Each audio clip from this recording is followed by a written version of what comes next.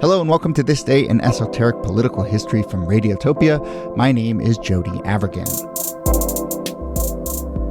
And as I mentioned on the last episode, over the next week or so, we're going to be bringing you some special episodes, stuff from shows we love, a few of our favorite recent episodes from this podcast, all as we kind of plot and scheme and get ready for a new year with lots of great new stories. So today, we're excited to present an episode of In the Bubble with Andy Slavitt. Andy's been on this show before. You may know his work. He's a White House advisor, generally on healthcare policy. Super interesting, super compelling guy. Each week on the show, he's joined by experts, policymakers, journalists, and more to break down everything from the latest COVID wave to gun violence to Supreme Court cases. The show, to my mind, started out as a bit of a COVID pandemic lockdown type show, but it's really evolved into a look at the many crises and challenges that we face, but it doesn't get bogged down in the news cycle. It's really much more about context and perspective and a look at how we can move forward together, which are all wonderful things and things we like on this show as well. So we want to run an episode of In the Bubble that we think you'd like. It's got a nice historical perspective. This is an excerpt from his conversation with filmmaker Ken Burns, the legend. They discuss Ken's 2022 PBS documentary on Benjamin Franklin and how Franklin balanced his libertarian views with scientific and public health reasoning, how Franklin thought about pandemics and public health, and whether he would support a COVID-19 vaccine mandate. They also get a little bit into how Ken Burns thinks about the work of history and what he's learned about this country through his many, many films. So yeah, it's a wonderful conversation, and I can't wait for you to hear it. Of course, you can find more episodes of In the Bubble wherever you get your podcasts or click the link in the episode notes. So here we go. This is an excerpt of the conversation. It's kind of the middle third of the conversation. We'll pick it up with Ken Burns, who started off talking about how he really thinks Ben Franklin is probably the most fascinating character of the 18th century, but that he's had to grapple with the very complicated nature of historical figures and how to see their good actions and their bad actions and them being products of the times versus being called to account for some of their views. So here we go, Ken Burns and Andy Slavitt. This starts with Ken Burns. History is tragedy, not melodrama. You know, Andy, in melodrama, every hero is perfectly virtuous. Every villain is perfectly evil. But that's not the way human beings are. And so when you dig and you scratch the surface of any subject, you find dimension, you find contradiction, you find undertow. And that, in fact, makes for good story. Anywhere you go, it's not in any way diminishing the quality of the tapestry to lift up that carpet and sweep out some of the dirt and say, and this too. Well, that requires us to do some work and not be reflexive and get past 180 characters. And the fact is, if you can invest several hours and watch one of your documentaries, then you can begin to grapple with it yourself. But as a society, I guess I just asked a direct question. You know, how do we deal with historical figures that we idealize in some form, like a Washington or a Franklin or a Jefferson, but have these very in-your-face elements to them that in today's society are intolerable? Is there a right way to wrestle with this? Or where should we come out as a society, and where do we get it wrong? Well, I think we get it wrong by taking it too far. We get it right by understanding context and understanding that complexity. None of us are perfect. And while you know, the people that we have revered and put on pedestals are people of their time. That's no excuse whatsoever. And so it's very simple with Confederate monuments. Most of them went up at a period when white rule was being brutally reimposed over the old Confederacy. And, you know, just take them down, put them in a museum, interpret them in a different way. But you can't throw out Thomas Jefferson, and you can't throw out George Washington. Without George, he's central to everything. I mean, the two most important people to the success of the creation of the United States, in my mind, are Washington and Franklin, and everybody understands that. Jefferson articulates it, but even then, Franklin's the editor of it. So Jefferson says, we hold these truths to be self-evident, to be sacred. And Franklin goes, no, to be self-evident. He's a scientist. You know, he's saying, this is just natural, right? That all men are created equal, right? Oops, asterisk, both of them enslavers, you know. And so I think we have to do it with nuance. It is a tragedy Human life is a tragedy. No one gets out of it alive. And I think this idea that you can have a switch one way or the other and adjudicate all of this stuff is a road to madness. We like to say that history repeats itself. It never has. It's just that human nature never changes, Andy. Never changes. The Ecclesiastes, that's the Old Testament, right? It says, what has been will be again, what has been done will be done again. There's nothing new under the sun, which means that we can see in ourselves, as well as in those past figures, the same quantities of greed, but also generosity, of prurience, but also puritanism. And so, we just have to do that. You can't be a parent, for example, if you are not willing to tolerate contradiction. And that, unfortunately, we live in a computer and media age in which everything is binary. Yes. Rich or poor, gay or straight, red state, blue state, whatever it is, we're certain that if we can just label the other, and there is no other, there's just us.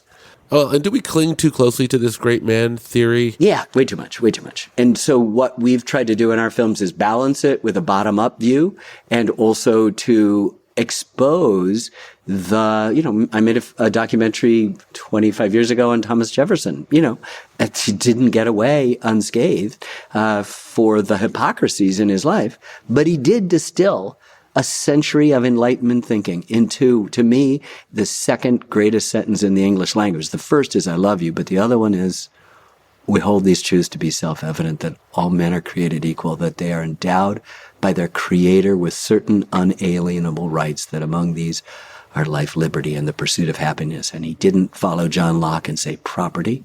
Happiness was the pursuit of lifelong learning in a place in which you trusted people to govern themselves. And the more important word in that phrase is pursuit. This is something you do. You're trying to do. You're never going to get there. Let's talk a little bit about science and the role science plays in this, because, I think we tend to think of these times as being very colored by faith, by being very colored by the puritanical element. Certainly, this is in Franklin's childhood, but in the whole context of the revolution. Yet Franklin comes onto the scene and, he's a person of science. And how does that context fit? How well accepted was that? And really where I want to go with that a little bit, Ken, is the relationship that we have. I think the sometimes very uneasy relationship we have as Americans with science and scientists. Yeah, no, I think there was much broader acceptance. This was the age of enlightenment. This is, coming out of the Dark Ages into a Renaissance and then to a period of exploration and enlightenment. And so we tend to think that as either or, again, a kind of binary presumption. I was going to say assumption, but it's a presumption. And so you have really complex things. He's born in Boston into a very rigid hierarchical Puritan society run by the Mather clan.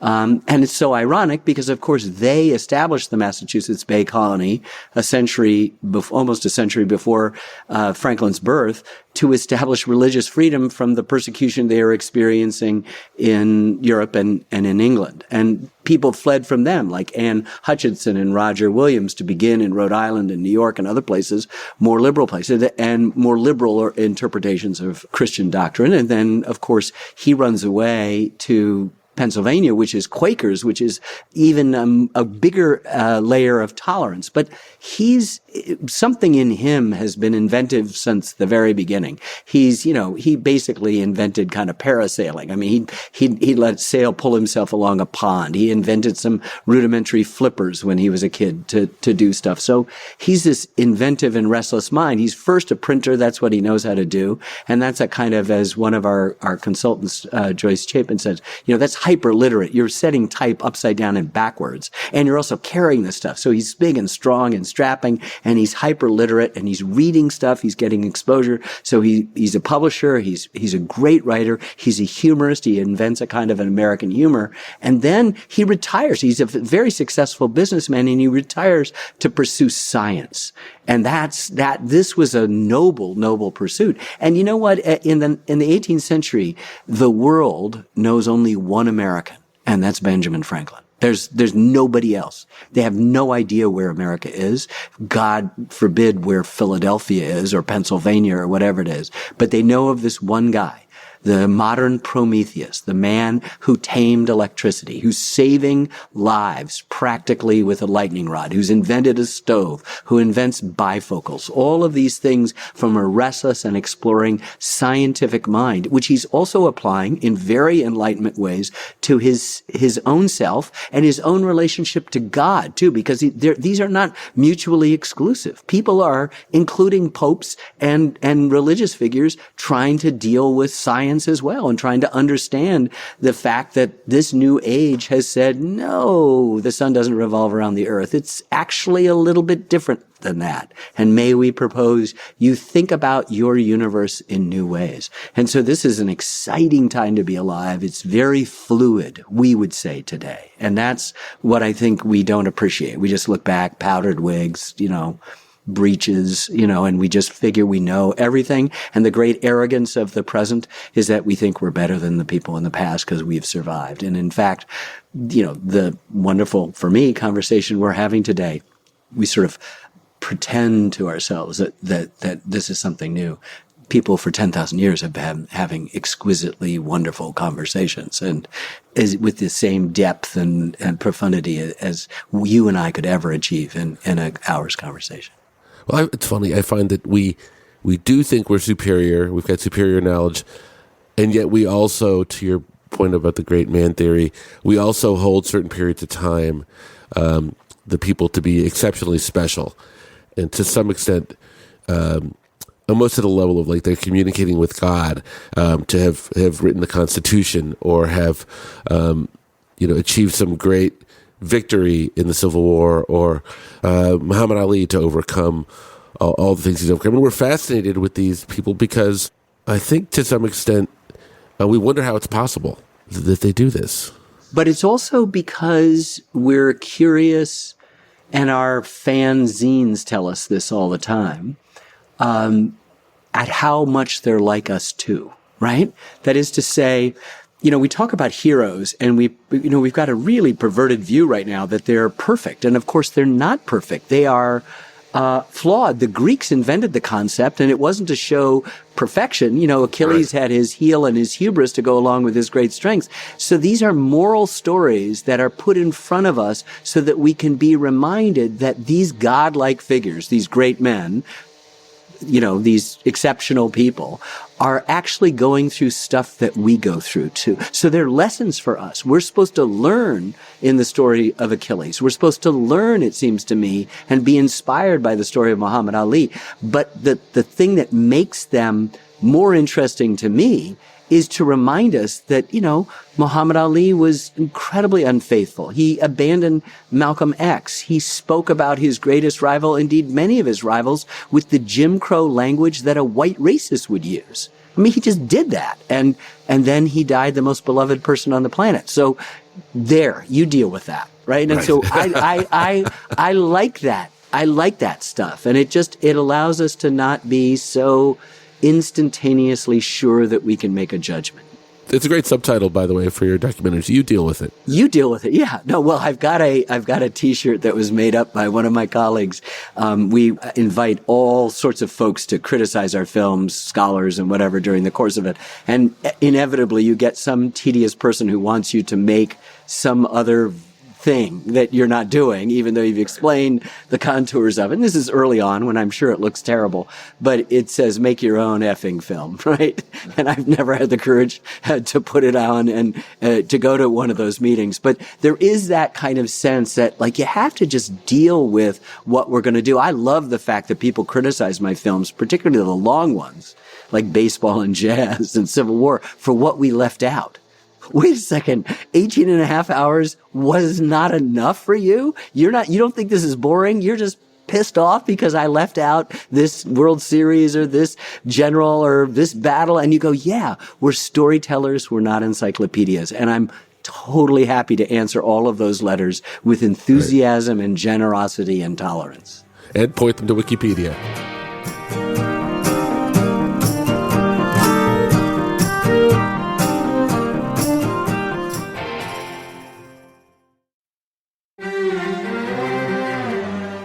used to hearing my voice on the world, bringing you interviews from around the globe. And you hear me reporting environment and climate news. I'm Carolyn Beeler. And I'm Marco Werman. We're now with you hosting The World Together. More global journalism with a fresh new sound. Listen to The World on your local public radio station and wherever you find your podcasts.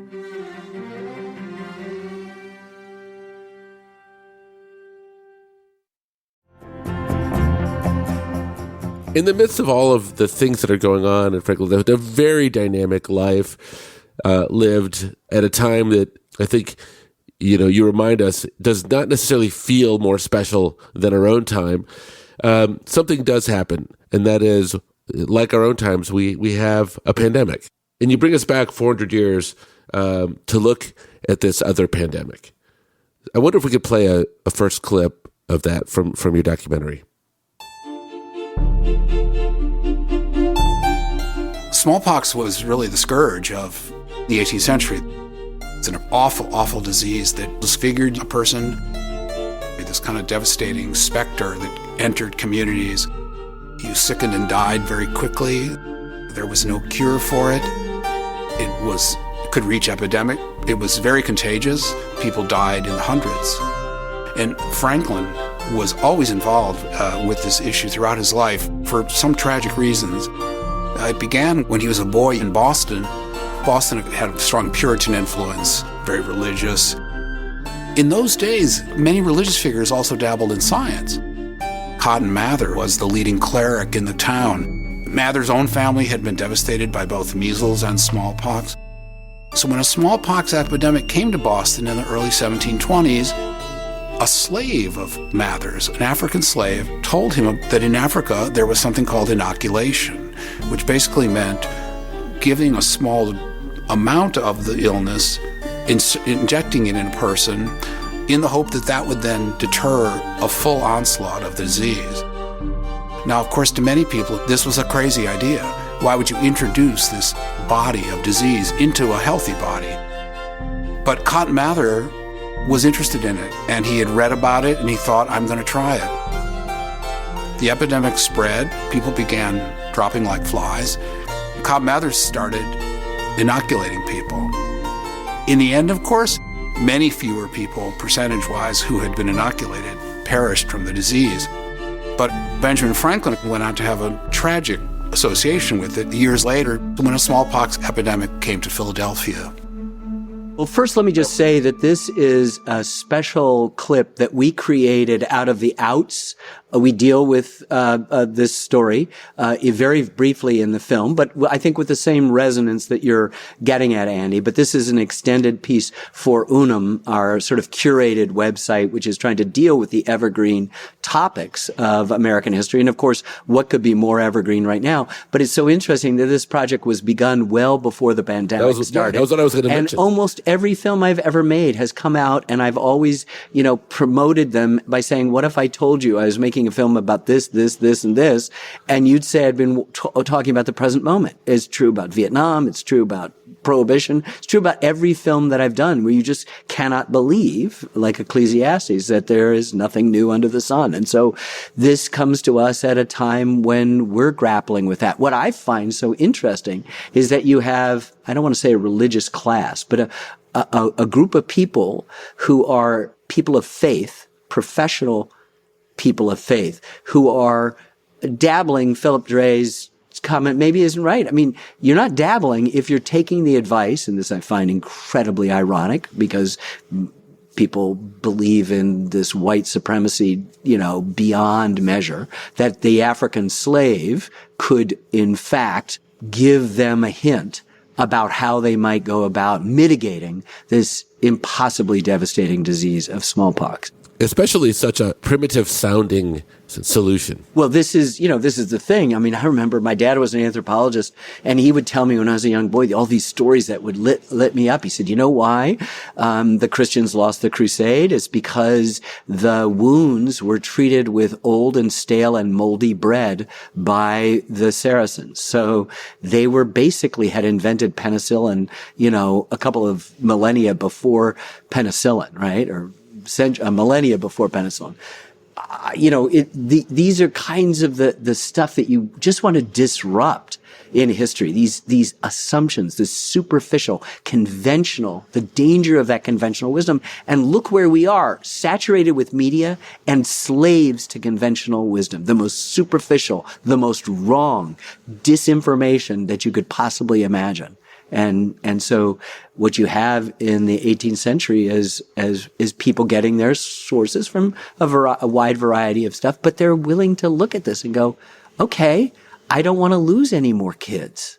I don't want to lose any more people in my family. I don't want to lose any more people in my congregation. Why can't we try it? And there is a little bit of wisdom in saying, if you give a little bit of this disease and your body knows how to fight it, it's a big inoculation is different from vaccination. I mean, it's an assault, right? You're getting smallpox in a small quantity, and your body is figuring out how to fight it. And then it becomes resistant to all forms of smallpox. It's just brilliant. I want to look at the inoculation, but before we do, maybe you could set a little bit of context, if you don't mind, about smallpox itself at the time. How widespread was it? How disruptive was it? What were public attitudes like? It's a plague. It's a scourge, as Philip Dre says. When it comes, and it comes in waves, and it comes at different times, and you're free of it. It's in different places, and it just concentrates, and it's deadly. It's deadly, and it's beyond disfiguring, Andy. I mean, there's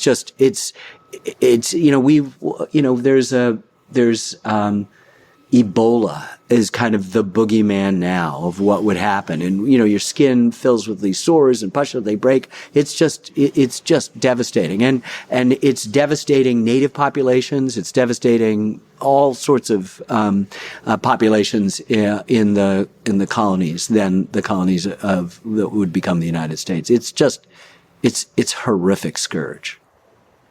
And is your sense that this was considered something that you just had to live with, or was your sense different? I mean, I'm struck by this, and you do show images that it was unavoidable if someone were to contract smallpox, whereas you look at our pandemic, COVID-19, its lethality is in its invisibility. Yeah. So, I don't know. I think, clearly it's a much more religious time in terms of your commending. I mean, the whole idea of the Puritans is it has nothing to do with what you do here. It's just God's grace is whatever it is. And it's Franklin who's going to suggest a more existential, a kind of what would be called, adopted by most of the founders, a kind of deism in which, you do good works and you prove to him, always a him, capital H, of that. So I think there's various things. And what the Enlightenment has helped do is increase the role of science in everybody's life. And so I think what you're having is just the convincing of people to get over the obvious barrier you asked in your previous question. What?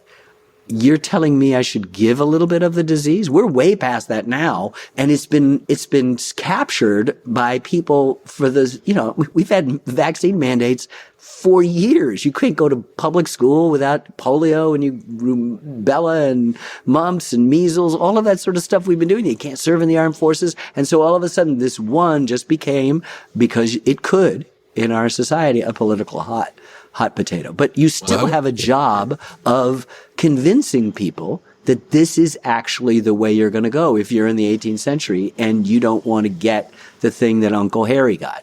Well, I want to come back and talk a little bit about that hesitancy and how even some of Franklin's words or themes are either used or misused, depending on what you might tell us. But let's look at inoculations. I want to play another clip where inoculations, which are kind of an early forerunner idea of a type of vaccines, could come to play. At the time Frankie was a child, the concept of inoculation had just been promulgated. And Franklin was one of the few people in the colonies who was 100% behind inoculation. He believed in it. Benjamin Franklin was an early proponent of inoculation. He knew that it worked, but Frankie was often sick as a young child and wasn't inoculated. Tragically, there was a smallpox outbreak in Philadelphia when Frankie was 4 years old. And it was thought that because he had a very bad cold at the time, they should hold off until he recovered enough to be able to withstand the assault on his system that inoculation would provide.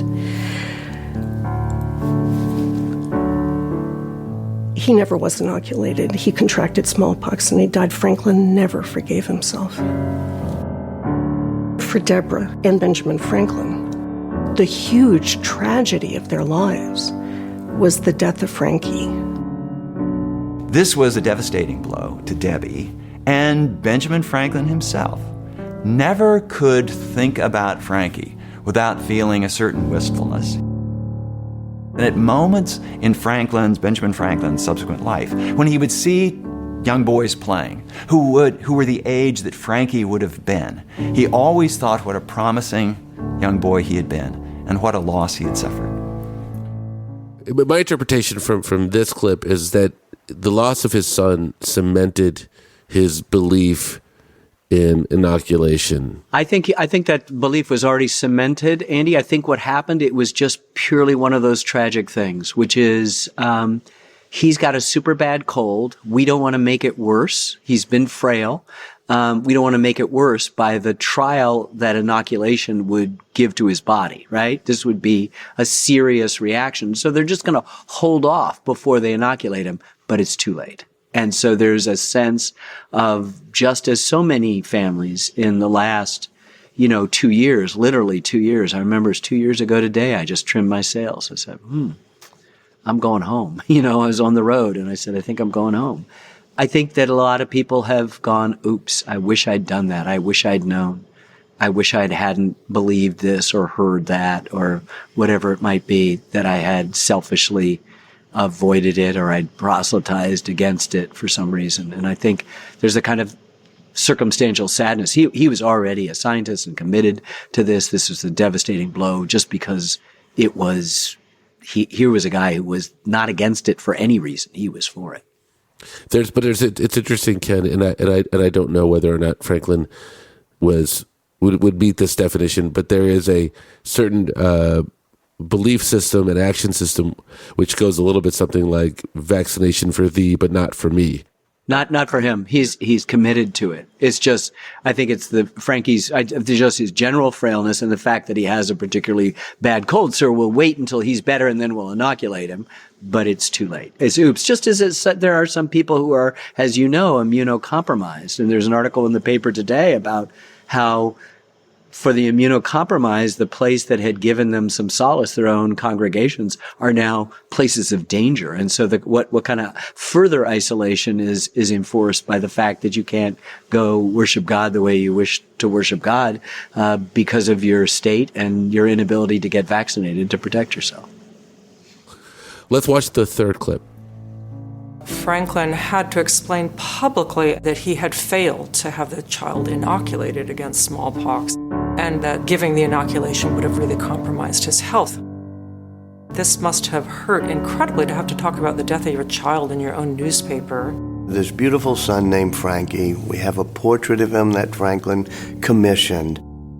And it really shapes Franklin for the rest of his life, that beautiful little son that he lost. There is a stereotype that people in the past couldn't possibly really have cared about their children because the death rate was higher, and that is just completely bogus. Of course they did. Of course they did. We know that people felt very deeply when children died and memorialized them. Frankie was very much a very wanted child. They had to pick a terrible option and then regret that for the rest of their lives. Franklin did his part eventually to try to convince people to take it seriously and inoculate. He always wrote very passionately about the need for parents to inoculate their children. Surely parents will no longer refuse to accept and thankfully use a discovery God in His mercy has been pleased to bless mankind with, whereby some check may now be put to the ravages that cruel disease has been accustomed to make. For the loss of 1 in 10 thereby is not merely the loss of so many persons, but the accumulated loss of all the children and children's children the deceased might have had, multiplied by successive generations. Benjamin Franklin.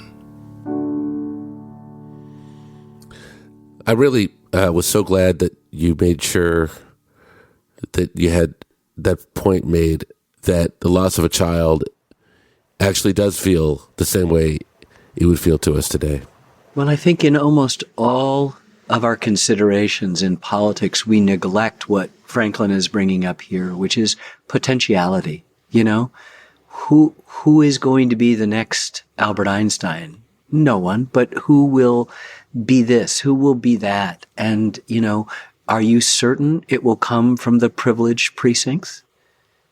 Why are we not investing in all human beings? And so I think just as it's said that an amputee still has sensation in the missing limb, so too the missing people from a civil war, from death. My mother died when I was 11 of cancer. There's not a day when I don't think about that. I've been without a mother. It's coming up on 57 years. You know, that's way too long to be without a mother. But her death transformed me. My potentiality increased because I write about people who are dead. I wake the dead. And it's really a conversation with a long departed person who left before I was 12 years old. So all of us are dealing with the absence of something. And that's the great lesson of life, is loss. Where, as I said, none of us are getting out of this alive. And I think this focuses it in an important way. And I know I've strayed from your question, but I think there's a much larger spiritual, metaphysical dimension to this that can be understood and shared by the purely rational and scientific, and also by the people who have deeply held religious beliefs. And I find it so interesting in this period now where we are so superficially divided by these things, that cause deep, deep divisions, even though the differences are superficial and artificial, that you can have a period of time which could teach us, really actually educate us to the fact that you had clergymen and scientists working together in support of this. You had tragedy and the possibility to escape the specific gravity of tragedy, and that we have a value for human life that we ourselves laud our own, addiction to, and yet we don't prove it with our actions. We don't ever prove it with our actions. And I think that one of the great lessons that can come, and lesson sounds like there'll be a test on Tuesday, or that, you're shamed by this. One of the great moments of the past is this ability to go, this is so much like now. This is so much like me. The poignancy. I mean, Benjamin Franklin is a great stylist and a great writer, and he knows as a scientist that he still is going to yield, as Einstein did, the ultimate experiment to God. Well, I think what's beautiful about a lot of your work, Ken, is you figure out how to help ourselves drop our guards down and relate to something at a very universal level, like loss and how we deal with loss. And, in those moments when we witness somebody going through something like this, which all of us experience, it does cause us, even if it's only temporary, and I'll grant you that life has a way of sucking us back into these poles, or however we define ourselves, that for these moments, I think maybe we don't, whether we realize it or not, we are feeling something and we're connecting to something, and a lot of us find that missing right now. Yeah, I was sent yesterday, coincidentally, Andy, by a friend, a text that included a picture of an African-American man holding up a Ku Klux Klan hood and cape. And the subsequent attached story, very brief, was essentially that this person had gotten to know and engaged in a multi-year dialogue with a Klansman who, in the course of that, understood the essential humanity of the black person he found so reprehensible.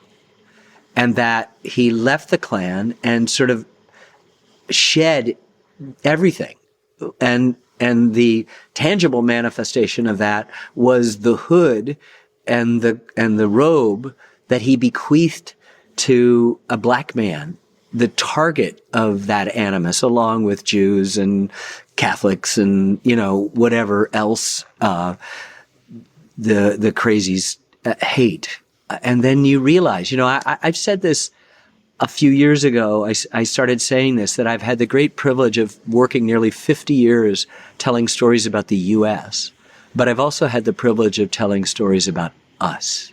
That is to say, the lowercase, two-letter plural pronoun, all of the intimacy of us and all of the majesty and the complexity and the contradiction, as we've talked about, and the controversy of the U.S. And what I've learned in nearly a half a century of doing this is that there's no them.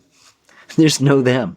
There's only us. And whenever anyone tells you there is a them, run away. There's just no them.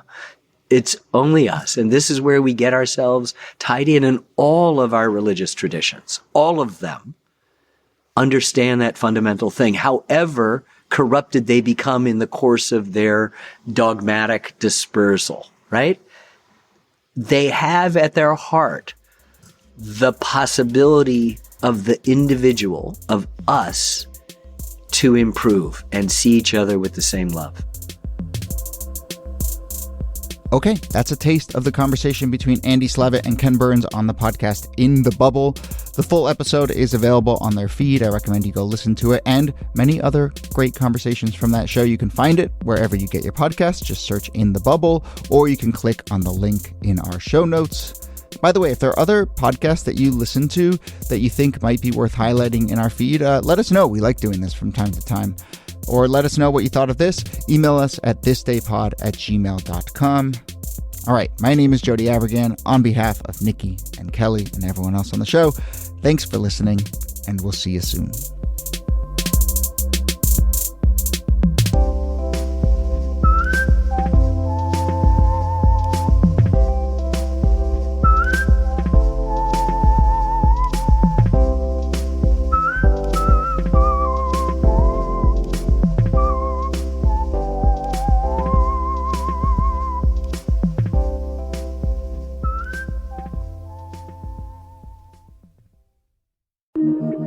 Radiotopia.